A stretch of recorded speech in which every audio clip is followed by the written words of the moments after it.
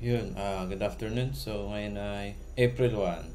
So, day 89 na aking learning journey sa C++ tutorial. So, tara, continue tayo. So, yun, kahapon, hindi ko natapos yung additional features or data dito sa pag-create ng daily log inventory. So, kung makapansin nyo, ito wala pala na, di ba, nagawa ko ng mag-add ng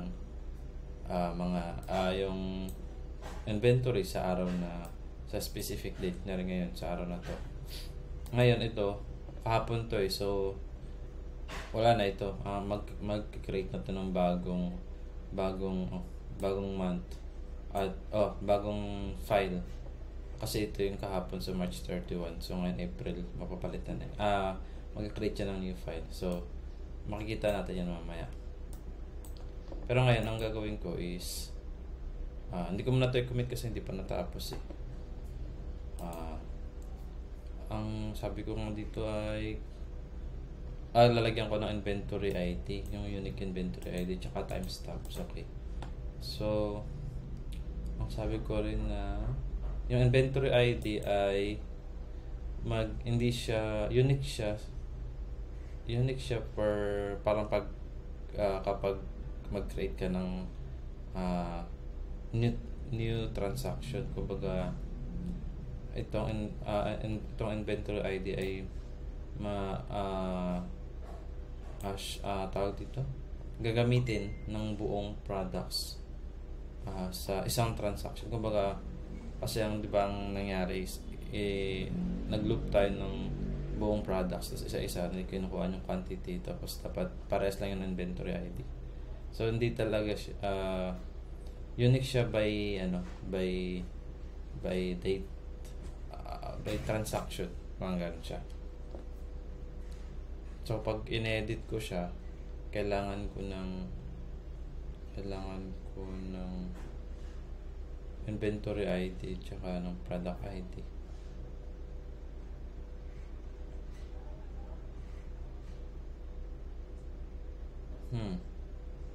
Pwede naman kasi kung magdadagdag naman puro files dito, dapat dito pala nakalagay ito sa folder. Kasi kung kunwari mag-i-edit siya ng inventory logs, so ito yung i-edit niya. So ganung way kahit wala ng inventory ID, saan ba mas madali?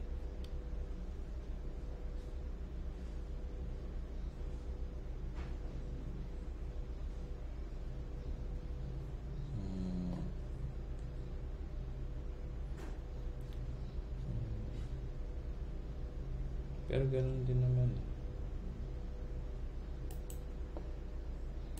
Subukan ko daw muna ng unique talaga every inventory ID. Yun muna. Hindi muna siya shareable. Tapos inventory ID. Sige. Mag-create muna ako ng subukan ko muna kung saan ba ako mas komportable. Ito generate product ID, di ba?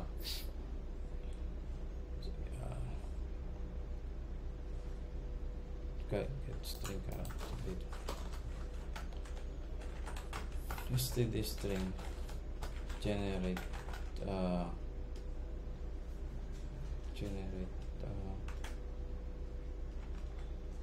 inventory ID.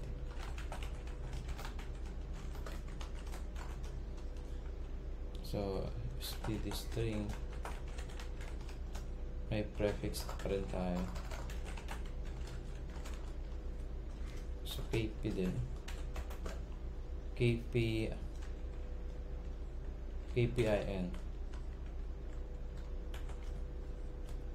tapos ilang numbers.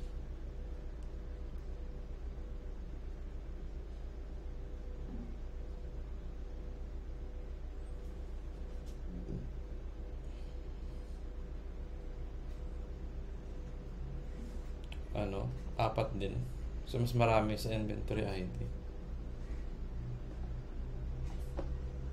Sige. Product ID. Prefix. So, inventory ID.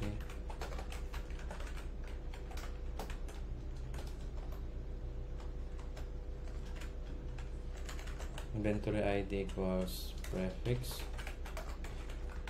At, kopyahin ko na lang to.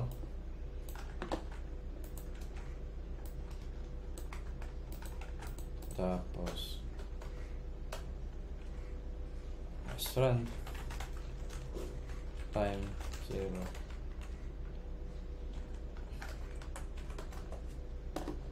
So, kailangan ng loop.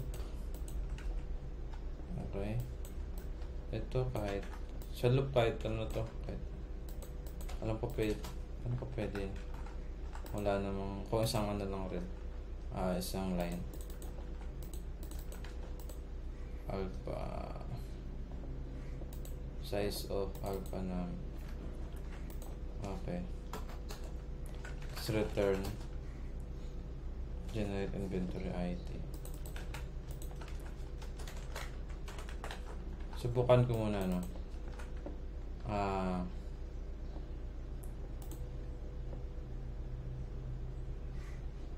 Sana yun.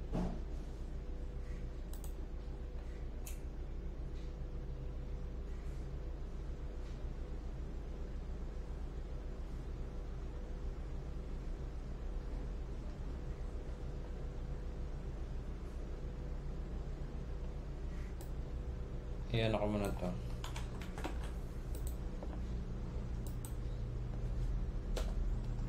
STD cout. Ayan.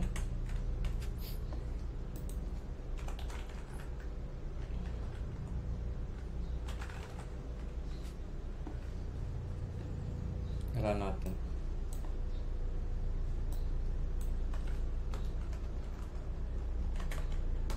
Compile. Kaya natin may error. Wala naman. Run. Daily logs. Log new inventory. 1. Segmentation. Pwede ako ng segmentation. Sa ARI yan.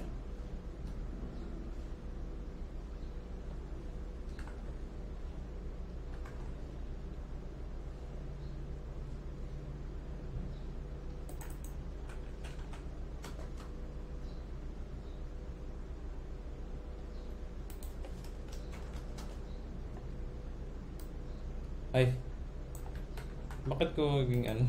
Ba't yun? Dapat ang i-return ko yung inventory ID. Tabal man.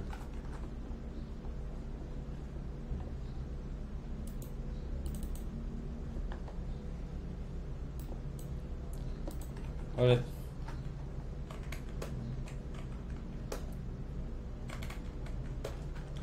Daily log, inventory, log new inventory. Ayan. Ito. KP in. So, meron na tayo. Ito na. So, gumana naman. Ngayon, dapat unique. Ay. Yun nga eh.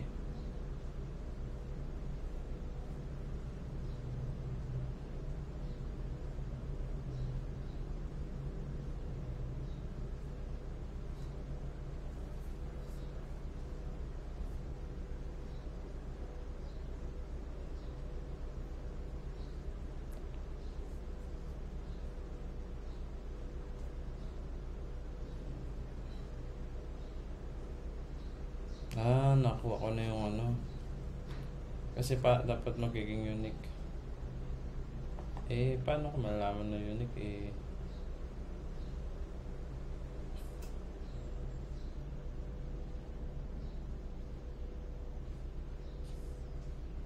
Hindi ko naman pwede i-scan.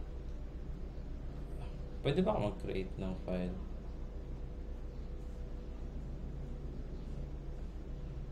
Subukan muna ako saglit.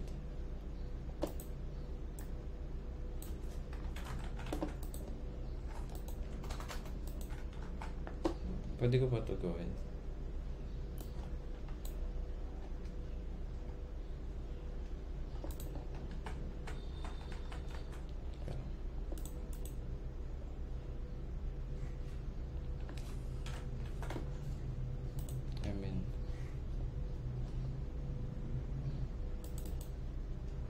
Ito, gawin kong the products.csv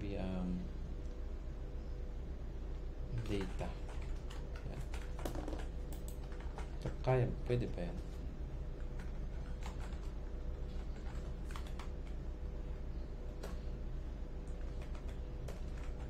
Daily log.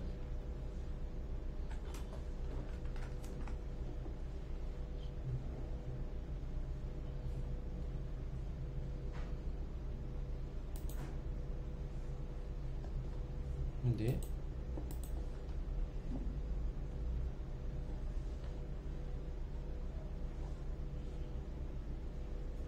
Hindi ata pwede. O dapat may data ako nilagay dito. Yan. Gusto ko dito mapunta sa folder na to. Hindi ata itong gumano. Ito ako sa data. So dito siya diretso. Subukan ko muna.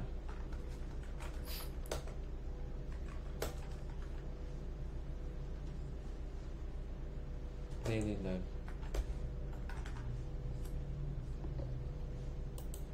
Ay, hindi.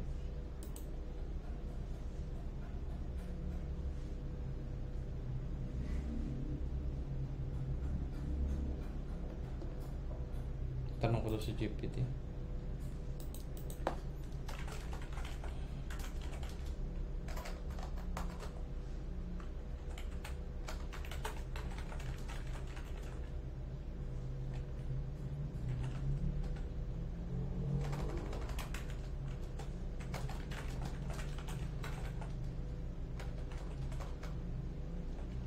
How to create in subfolder. Handle subfolder.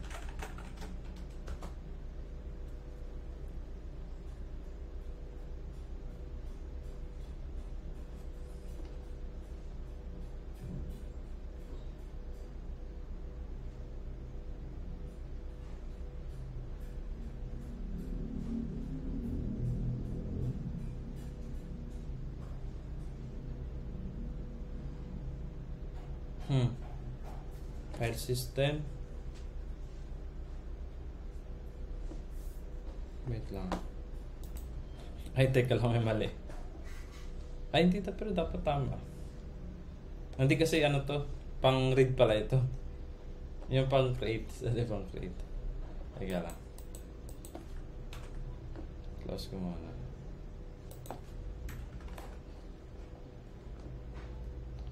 Yung pag create.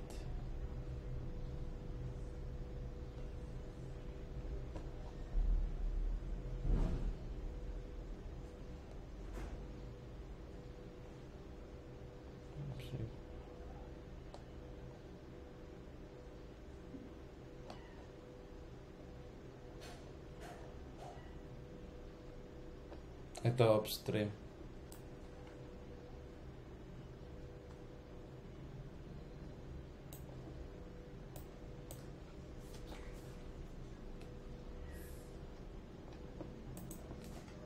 Teka lang ako.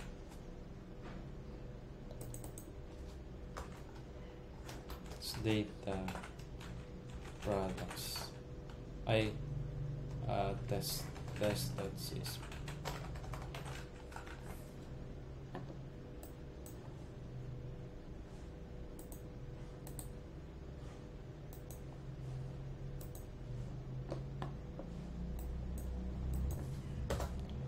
Tapos daily log. Close. I-open ko lang. Kaya ako makapag-create ako.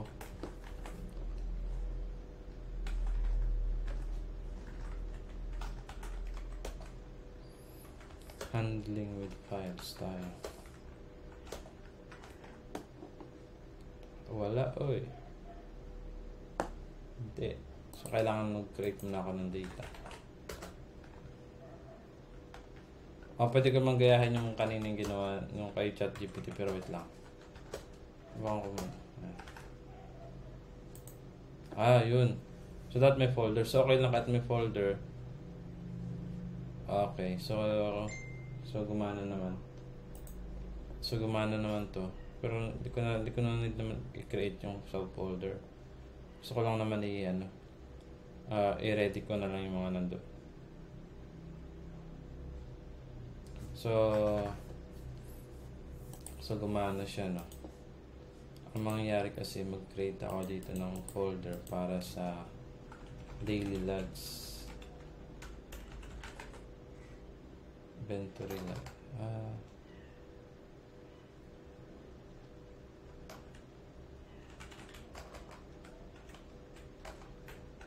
Inventory logs.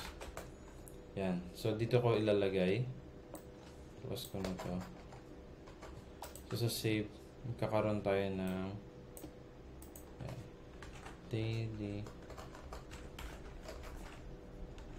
inventory. Daily log inventory. Pwede naman. Ito na lang. Daily log inventory.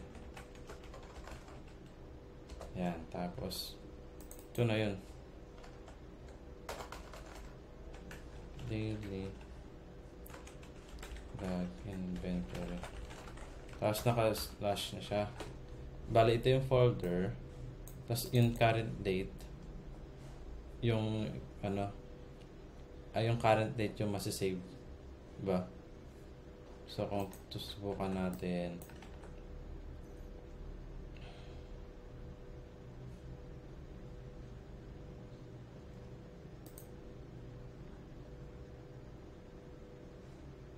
Guys, subukan natin Dito dapat siya pupunta. Okay, tapos inventory ID na. Pag mag-generate ako ng inventory ID ito sa date na yun. Hindi, huwag ko muna product ID lang muna. So yan. So goods na to.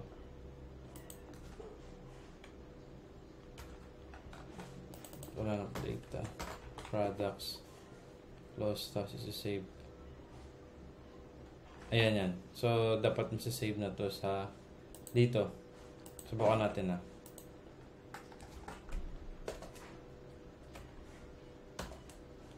Ayan. Dito dapat, no? So, add daily inventory. Log new inventory. Yan. Lahat ba lang may nilin ako dito banda. Sige lang. So, product pizza na 4 ngayong araw. Ayun, nakita niya? May na-create na agad. Okay? Ayan, Yan, 4. Napansin niyo, diba? So, sa family, isa na lang. Ayun, dagdagan. Quantity ng Coke, 4. Sprite, 3. Royal. Coke, 3. 2. 3. 2. Yan. So, papansin nyo sa ngayong date na to, na-create natin yung log inventory. Ngayon, ang problema ko, once na mag-create ako ulit, ma-overwrite ko to. Ay, ma-overwrite. Hindi siya ma-overwrite. Ang mangyari, mag-append na. Pero, duplicate na siya. Duplicate na siya.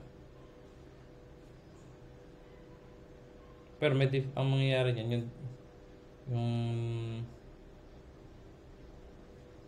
hindi, dapat may, sige lang. So, ganun siya, no? Kasi kung, append kasi yung ginamit ko dun so magdadagdag lang yan dito. Pero kung nalagyan ko ng inventory ID, unique na siya. Pero yun nga. Pero ito, kailangan ko kasi makuha ito. Yung list na to. Baga,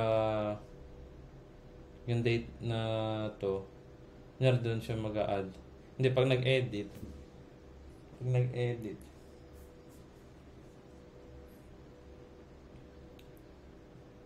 Dito sa... Hindi, naisip ko yung... Ang gulo ko, no?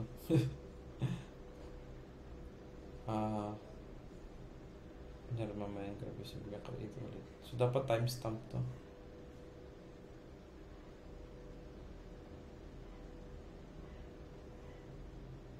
Timestamp siya. Wait lang. Tahan natin si, ano. Kung timestamp siya. Timestamp na lang. Dito yung date. Dito yung date. Pero tapos timestamp yun dito. Tapos pag pinili yung timestamp na yun, yun yung papalitan. Ay, hindi. Pwede. Ba't mag-edit doon?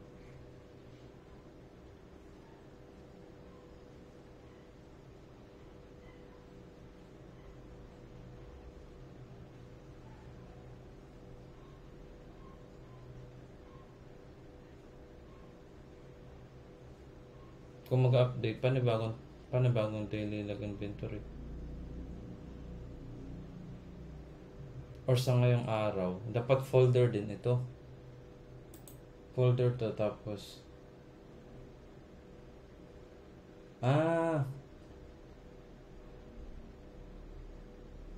dapat ito folder din. Tapos dito yung dito na yung timestamp, tapos ito na yung laman. Grabe, parang pinapahirapan ko sarili ko nito.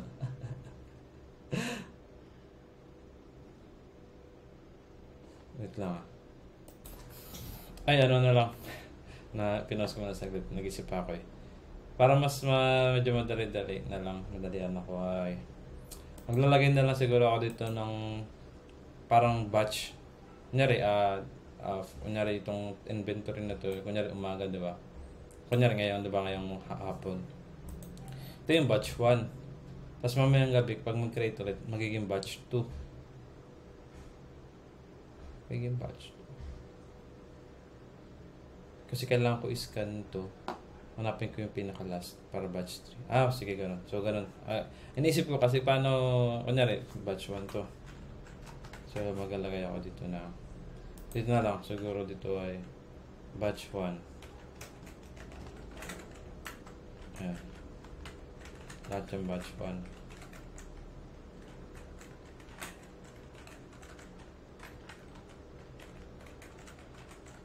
Ngayon, yung next.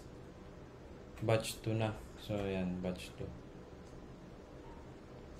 Kailangan ko hanapin yung pinaka-last nito para ma-increment ko. Ayan. Tapos batch 3. So, yun. Ganun ang gagawin ko na lang. So, burahin ko na muna ito.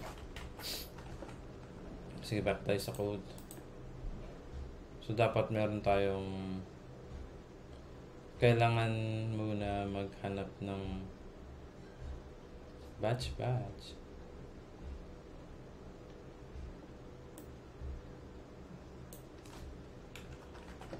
Iyan ko ulit. Kailangan may function tayo na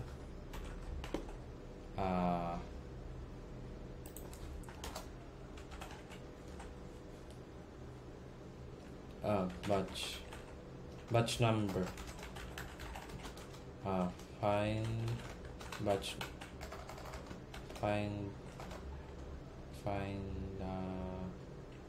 last batch number or generate batch number. Yan. So, integer yan siya. Si ato muna.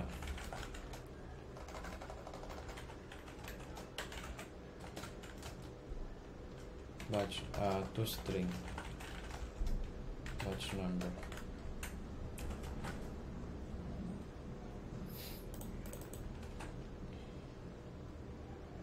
So, int batch number.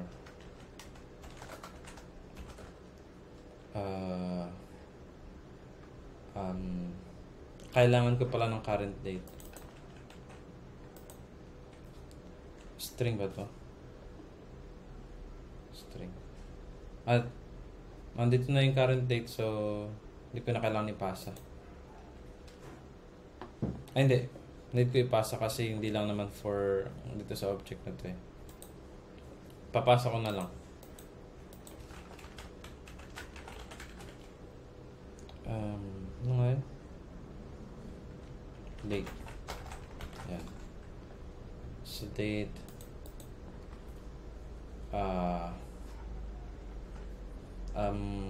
Read. Mag-read tayo. So, std fstream daily log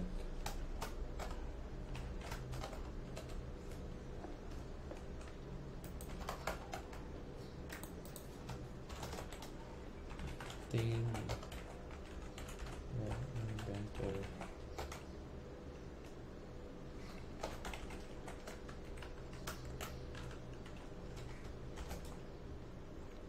Date.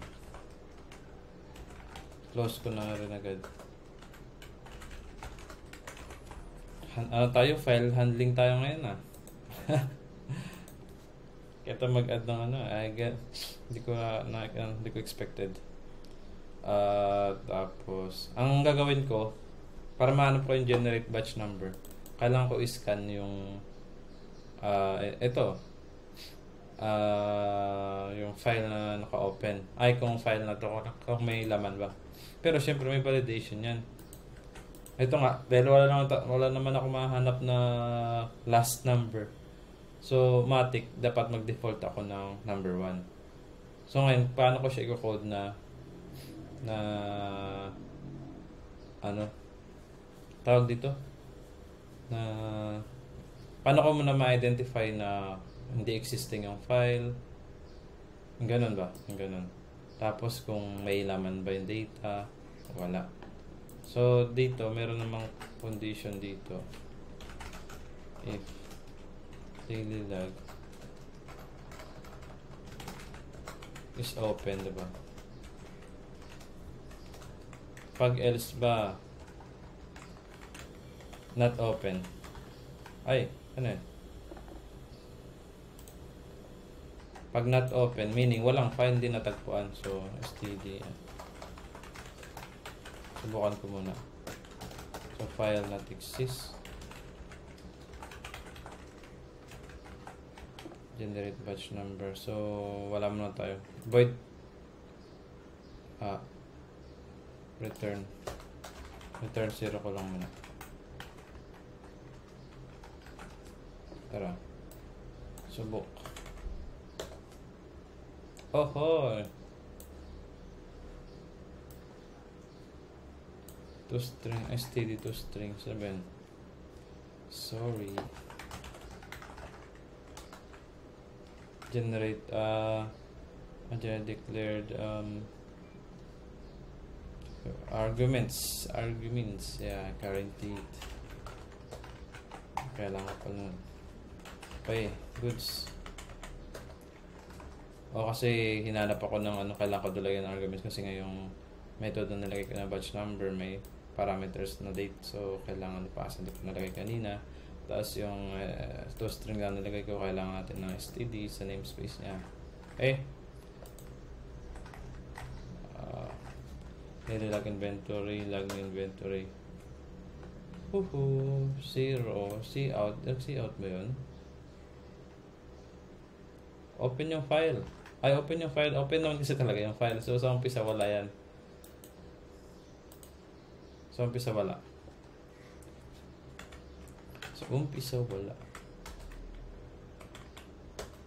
So, daily log inventory.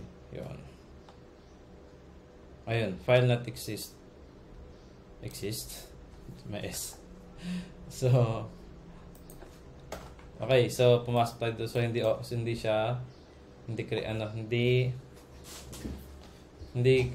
tawag dito. Hindi exist yung file. So, meaning, ang batch number natin ay batch number int batch number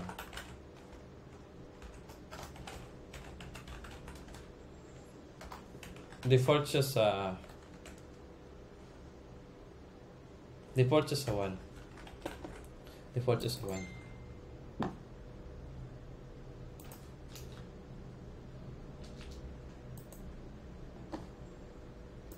Okay, continue tayo. Pinas ko saglit.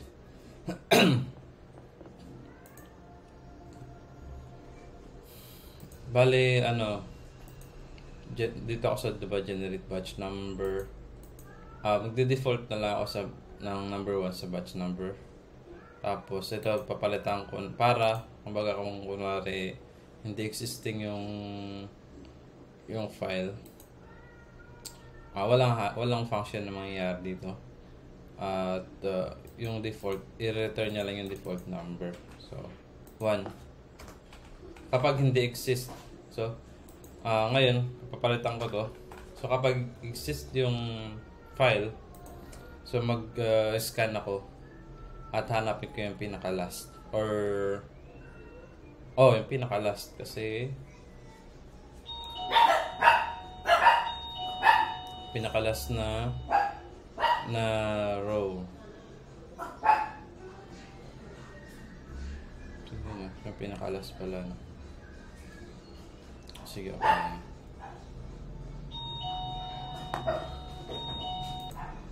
Sige. So ngayon,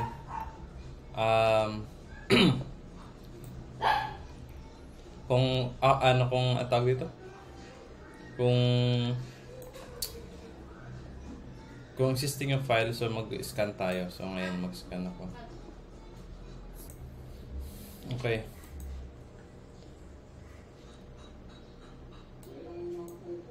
Scan tayo. Saan na yung pang-scan natin? Ito.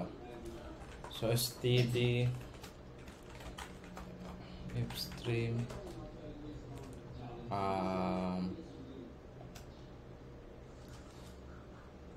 ito na pala.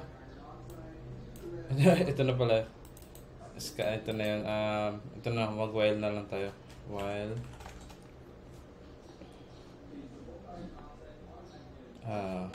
get line daily inventory raw data.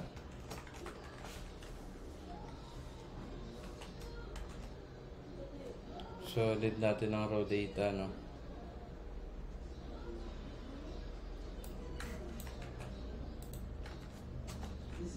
Raw data.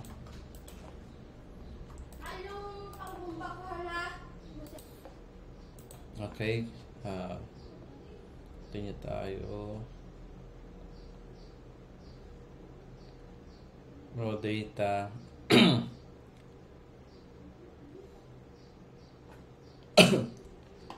Scan ko. Scan natin yan. Napapalitan ko muna sa saglit. So, yan. Tapos, ang kukunin ko lang naman dito yung kung yung unang-una, which is batch number, batch ID. So, batch number.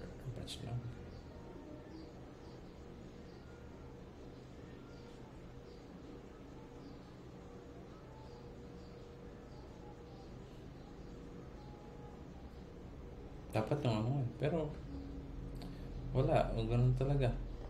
Kailangan niya.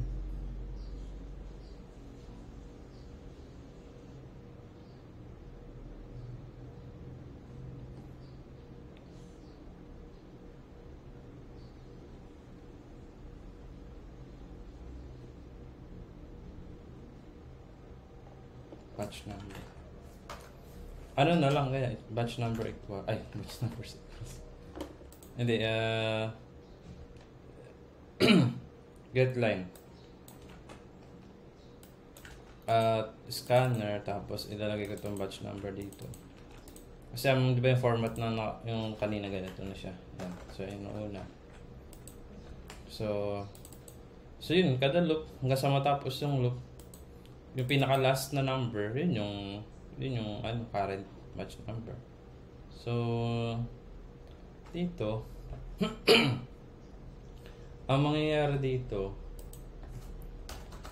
if batch number, paano ka malalaman na integer? GPT in C++. How can I check if the value, if the variable is null, is not null, and type type integer, or it's not null na lang. Pwede ko naman i-convert ko yun sa integer.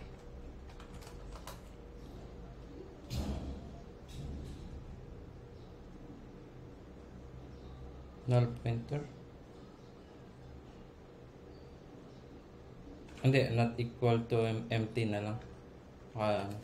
It's not equal to empty yan. Or how about hindi, kasi string naman talaga yun. So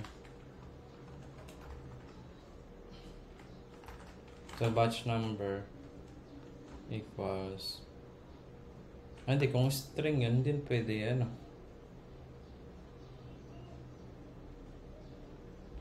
Kasi sa integers, alam ko mag-error. Mag-error ba yan? Subukan ko muna. Pero, subukan ko muna yan kung mag-error ba. Tingnan natin anong lalabas na batch number dito. Ito. Ahoy! Yun na agad. Sabi ko na eh. No matching.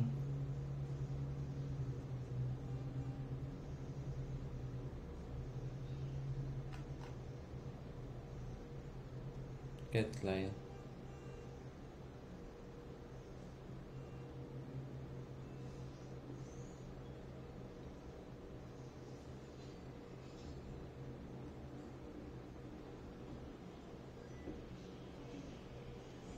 Bakit? Ay, no matching get line. So, STD na naman siya. Pero pwede ito guman.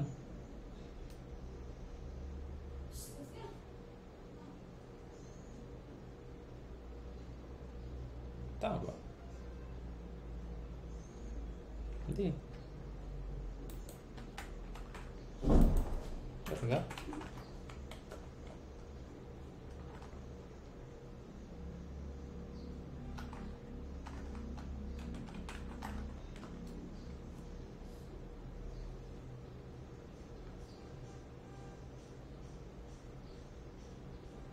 Ito nung against int. Ito.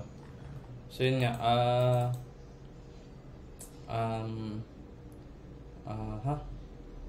So scanner. So yun nga.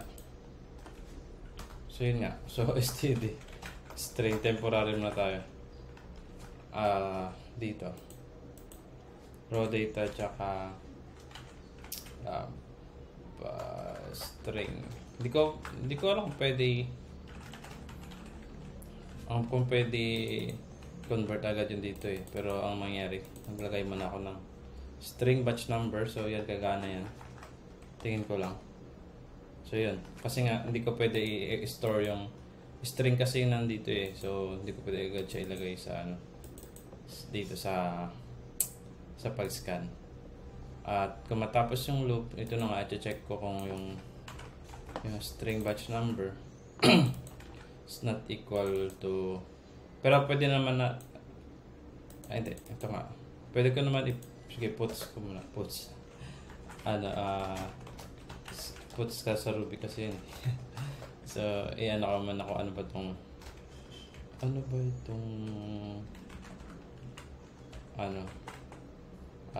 batch number. Kung meron ba akong makikita.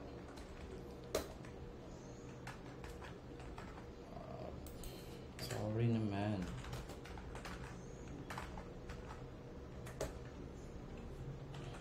nga? Ay, sorry lang. Siya tayo nagmamadali.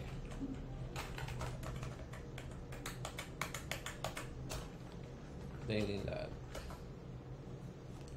So, wala. Dahil hindi nga existing, wala yun.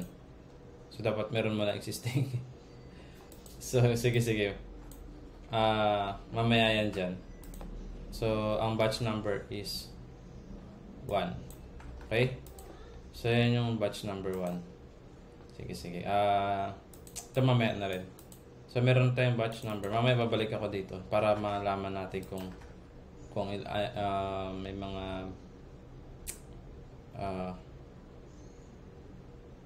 hindi, pwede ko naman to gawin na agad dito. Sige, wait lang. Diba meron ako dito mga data kanina? Wala na ba? Wala na. Sige. So, mag-add muna talaga ako ng bago.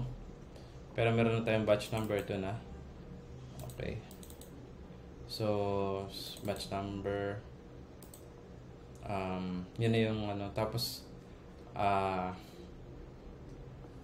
doon na muna sa part na yun. Kailangan ko ba lagay yung current date, timestamp. Hindi na, batch 1, batch 2 yun na eh. Hindi ko na ilalagay yung date, no?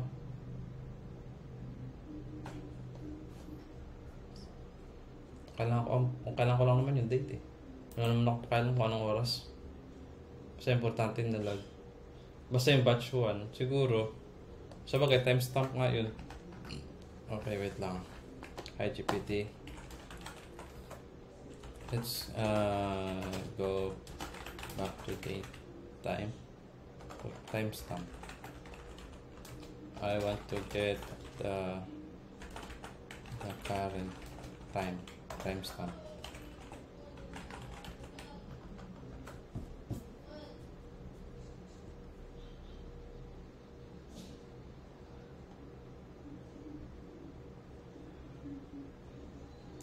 With this format.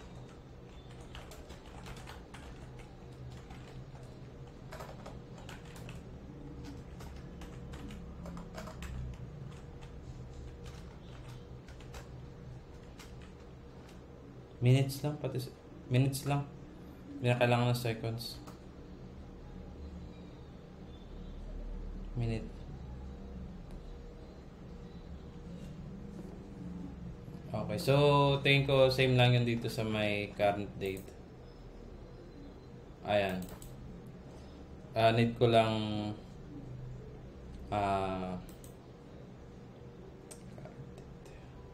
ito, siguro ito na lang din. So format std string format. Pero naka-default siya sa ganito. At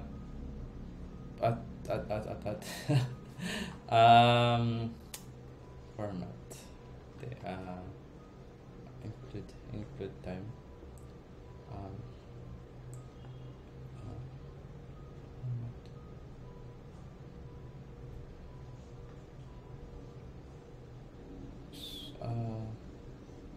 Boolean.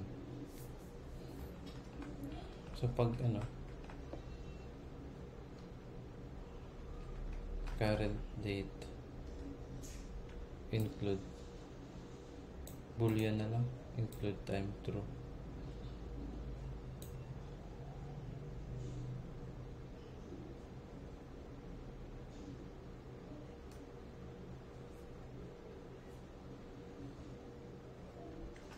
Boolean as include time false. Tas if include time else ito.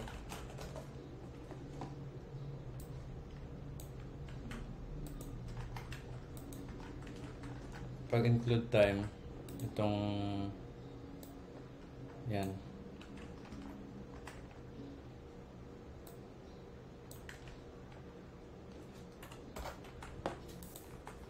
Tapos current date.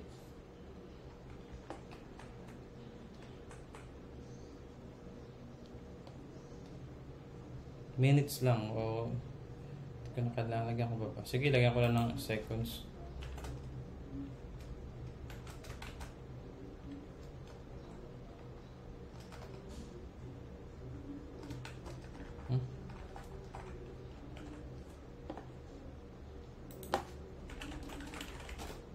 Include seconds.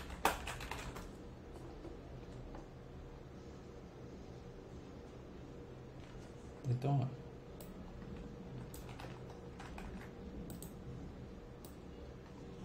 Timestamp.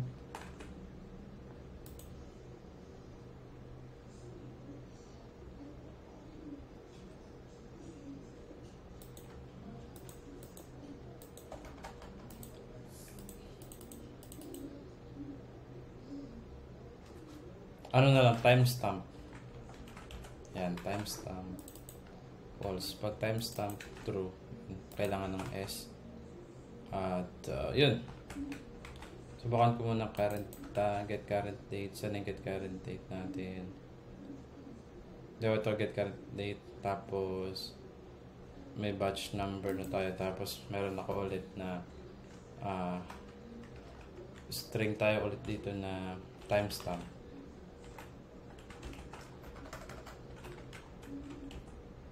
Tama ba? So, timestamp natin ay timestamp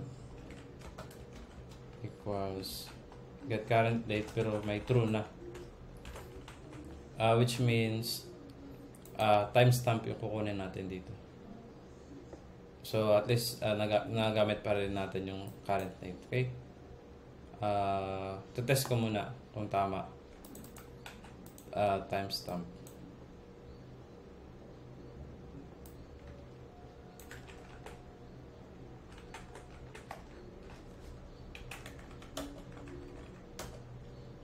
Okay.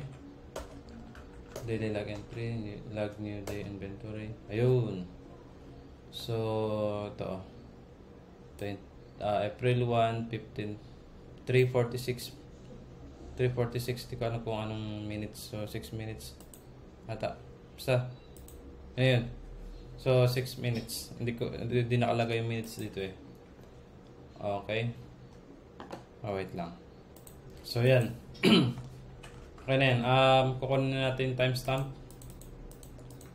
So, ready na yung mga data natin. At yan, may batch number na ako. Ito sa unang pa to, pag hindi pa created yung file. Mamaya babalik ako dito sa batch number para alamin ko yung last. Sige. So, open ko na to. Inventory din na natin. Kailangan inventory ID. Ito na. Ano na lang, palit na lang batch number na lang. Tapos ito na. Yan. Tapos dito sa product ID, product name, quantity, maglagay ako ng batch number. Batch number. Ay, saan yung project? Project? Ano project? Batch number. Tapos sa dulo yung timestamp.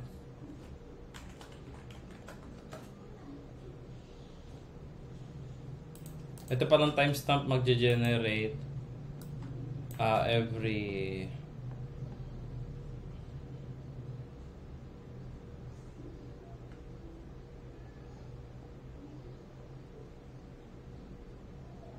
sa pag-save.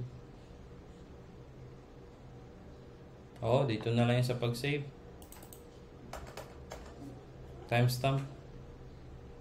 Wala dito. Dito ko na lang yun kasi para sabay. Ayan, dito na lang.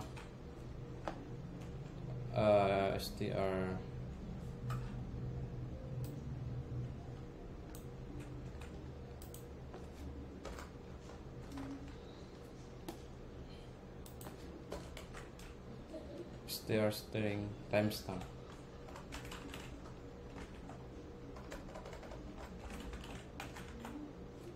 Dito na lang sa una. Ayan, yan. Yan. Get current date. True. Timestamp. Dito yung batch number. Ang batch number dito ay integer. Sige, integer tayo dito. Batch number integer. Pagdating dito sa gawin natin to string. STD. Tapos comma. Yan. Tapos yung timestamp natin dito sa dulo. Quantity to string din. Tapos yung timestamp. Yan.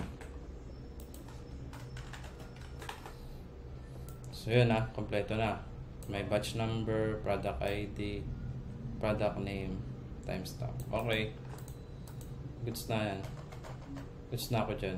Tingnan mo natin kung gagana. Save daily log dito sa batch number, timestamp dito. Wala nang timestamp dito. Dito ko na pala yung batch number, current date. Okay. So, tara, go. Oops, products.close, undeclared products. Ito. So, burahin ko na to. Wala na yung use. Okay. Okay, goods. Tapos, tingnan natin yung file. Ito yung, hindi na yan. So, dito yan, mag-create tayo ng panibagong data dyan. So, daily log. Quantity ng pizza, ng dough, regular, apat.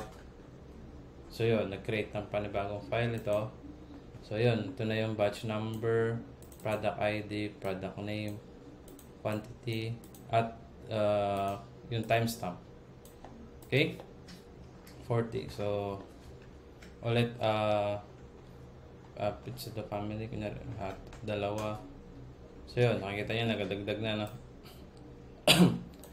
Okay? So, may timestamp tayo na yan, 24 for 1. Okay. So, ito na. Pare-pares na itong batch 1. Yan. Yan. So, yun yung data. So, goods. So, ngayong April 1, ito yung mga inventory. Okay. So, tapos na yung isang transaction. Ngayon, balik na ako ulit sa balikan ko yung code ko dito sa paghanap ng batch number. Ngayon, i-comment ko ulit ito. See-out natin ulit itong batch number.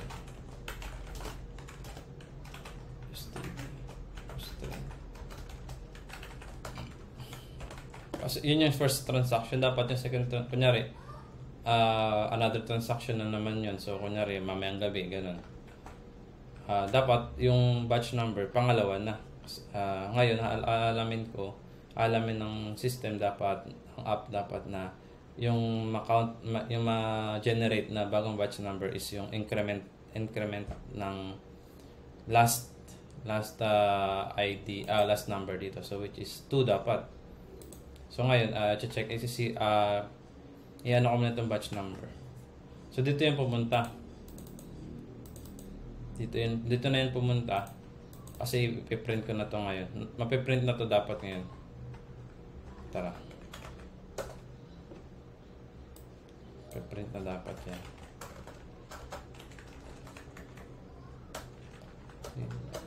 Yan. Ayun o. Pansin nyo.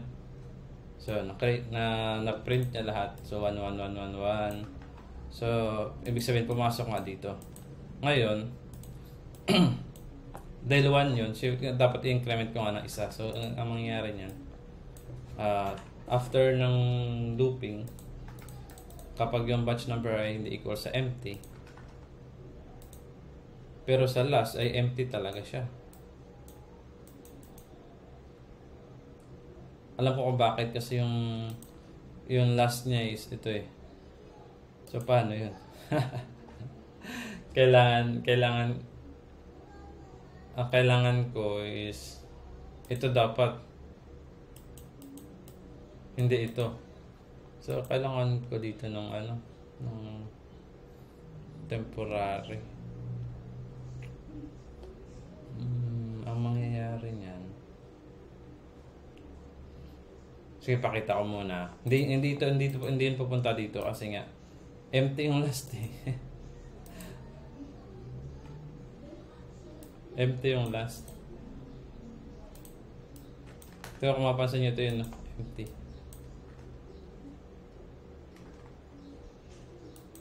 Kaya may dito, may blank.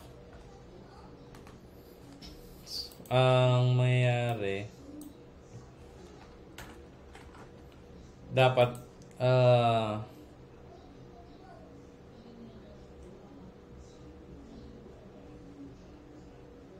dahil pumunta na nga dito, so ang gagawin ko ganito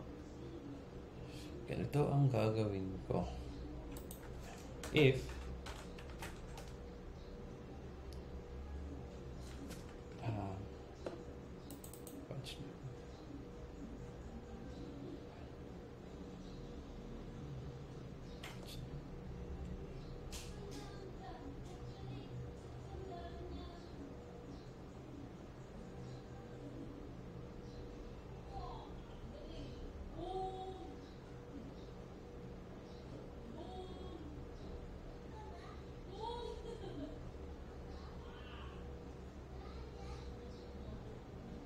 merong two-way eh.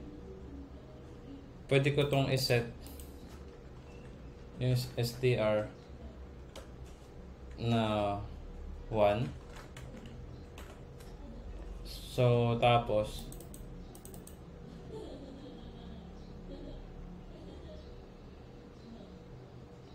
itong string batch number, kapag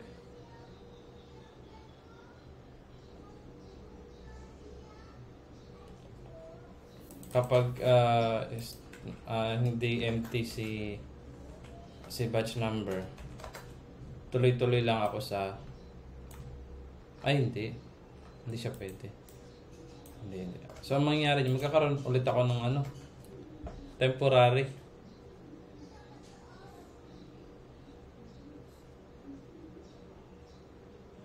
Hindi ganito. Okay, next. Alam ko nang gagawin ko. Okay, ganito. Para kahit din ako ganito. So, ganito. Dahil merong laman, so, if, dito na akong condition. str batch number not equal to empty. So, may laman yun. So, ang gagawin ko is yung batch number equals paano yung to int? S2i ata yun. S2i std S2i string to int. Yan na string to int. Ito. Convert natin yan. Plus 1. So yun yung magiging batch number.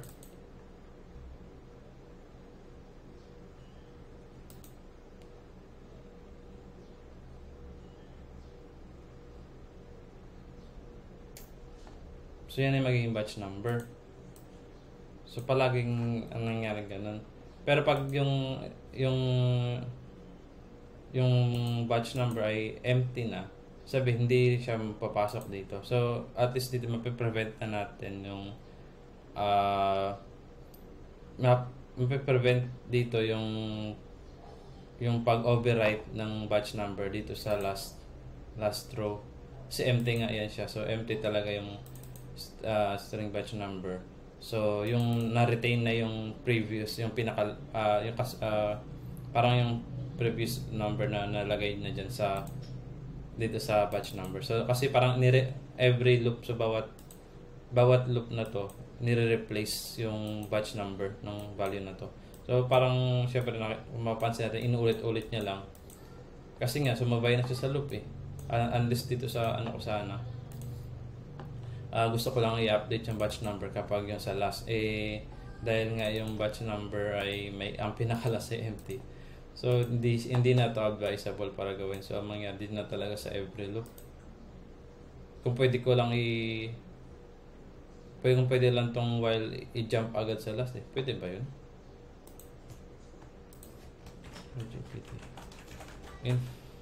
In while in reading file.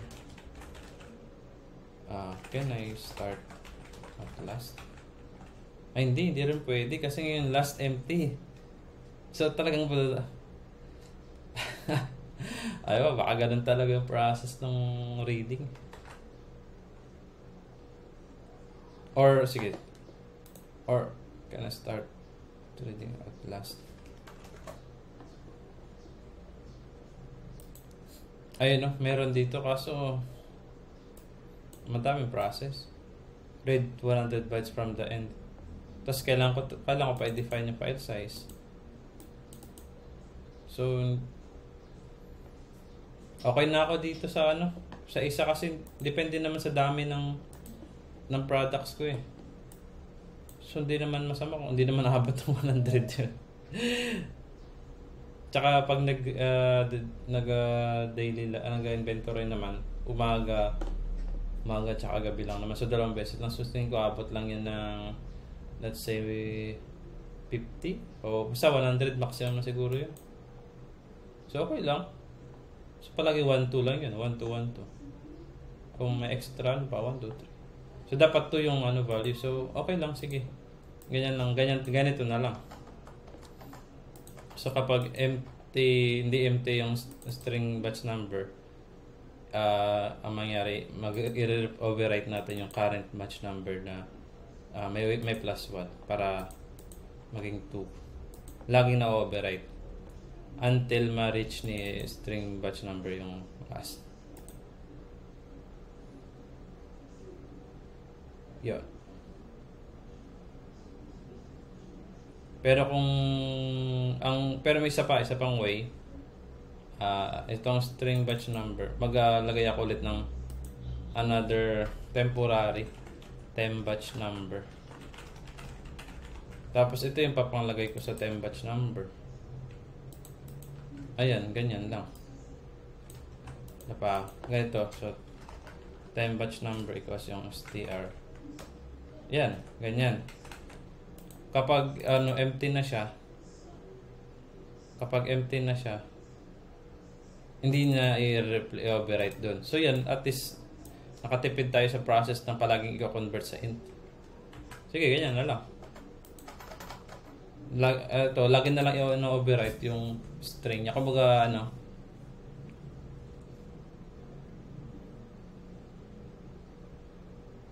ganyan na lang para pag na-reach na ni string batch number yung last na empty, yung hindi na mag-overwrite sa previous. So, dito, ang nangyayari na lang, mag-condition na lang ako dito ulit. Ang check ko na dito, yung si temp na. Temp is not equal, yan. Kapag hindi equal daw si, sa empty.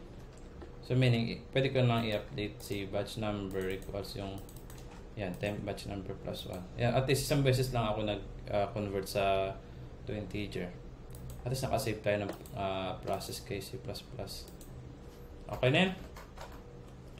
Okay na yan? Tingnan ko naman na dapat ang output ko dito ay number 2. Kasi ang pinakalas naman is 1. So, expected ko ay number 2.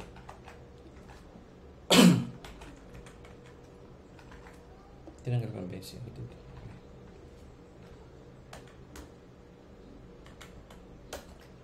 Daily log. Yan. Okay. Ito na. Number 2. So, yan yung last number. Okay. So, goods. So, batch number, generate batch number. Generate.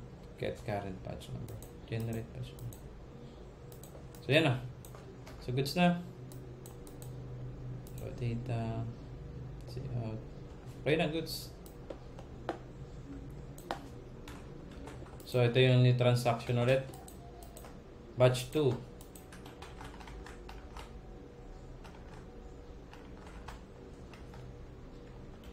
batch 2. Yan, tapos titingnan natin dito. Dapat madagdag dito yung number 2 na yung new record. Tingnan natin daily log inventory. Yan. Kunwari, yung pizza, di ba, 4. So, masyado pala maliit yung nilagay ko. 0 na, naubos na. So, yan. Ito na. Pizza dough are number 2 na. Okay? So, gumana. So, yung, kunyari, yung dough ulit, kung naubos na, kunwari, naubos na sa 2. O, di ba, nagadagdag na siya. So, ano ko na lang ulit.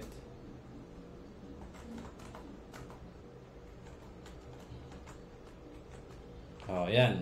Di ba, ito yung next batch. Batch 2, batch 1.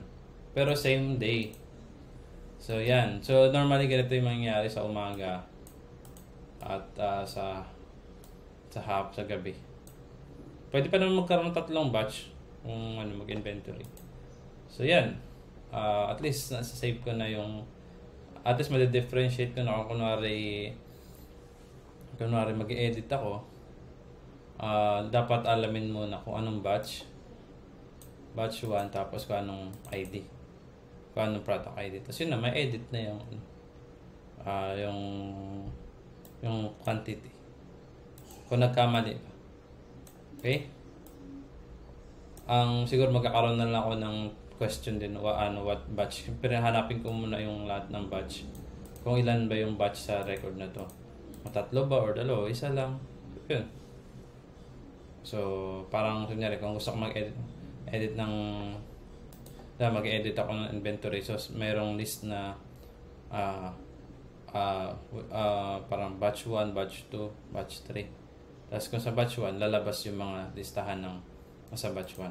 Yun. So, ganun. Siguro, yun yung bukas sa edit log inventory. So, kasi magkamalit sila ng input. So, hindi na nila mababalikan yun. So, dapat mayroong edit. So yun, at least okay na. At least na-fold na structure ko rin to.